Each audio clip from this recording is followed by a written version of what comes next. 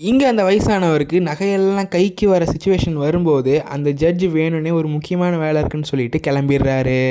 இவரை நம்ப வச்சு ஏமாத்தினால இந்த வயசானவர் தன்னோட வாய்க்கு வந்தபடி கோர்ட்டில் பேசிட்டு வந்துடுறாரு. கோர்ட்டில் அந்த வயசானவர் பேசுனனால நம்ம வில்லன் லாயர் கோவமாகி நம்ம வயசானவரை அடிச்சிடுறாரு.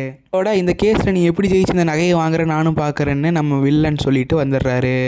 இதெல்லாம் பார்த்து வெக்ஸான அந்த வயசானவர் கருப்புசாமிக்கு மிளகா அரைச்சி ரொம்பவுமே அழுது வேண்டிக்கிட்டு இருக்காரு. பார்த்தா அன்னைக்கு நைட்டு நம்ம லாயர் அட்டன் பண்ண பார்ட்டிக்கு கருப்புசாமி வந்து நம்ம லாயரை அடி வெளுத்துடுறாரு.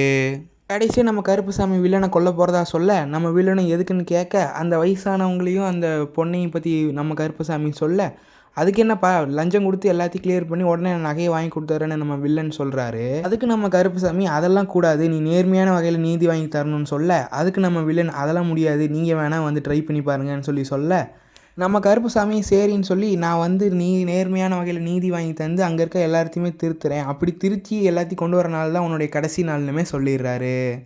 அடுத்த நாள் மாதம் நம்ம கருப்புசாமி கோர்ட்டுக்குள்ளே என்ட்ரி கொடுக்க அவர் ஆஜராகிற அதே கேஸுக்கு வேறு நிறைய லாயர்கள் ஆஜராகியிருக்காங்க. அந்த வக்கீல்கள்லாம் நம்ம வில்லன் சொல்லி தான் ஆஜராகியிருக்காங்க.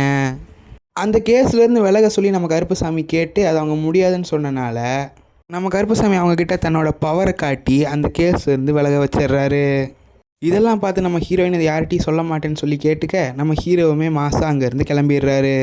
இதை பார்த்த வில்லை நீங்கள் பவரில் யூஸ் பண்ணக்கூடாதுன்னு சொல்லி சாமிக்கிட்டே சத்தியம் வாங்கிக்கிறான். மட்டும் இல்லாமல் அந்த கோர்ட்டில் நிறைய அக்கிரமங்கள் நடக்குது, அதையுமே நம்ம கருப்புசாமி பார்த்துக்கிட்டு தான் இருக்காரு.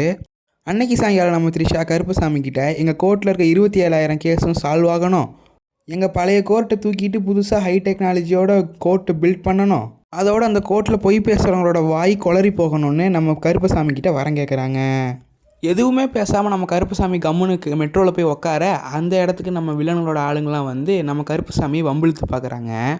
போடு கருப்புசாமி வெளுத்து வாங்க போகிறாருன்னு எக்ஸ்பெக்டேஷன் பண்ண நம்ம ஹீரோயினுக்கு ரொம்ப பெரிய ஏமாற்றம்.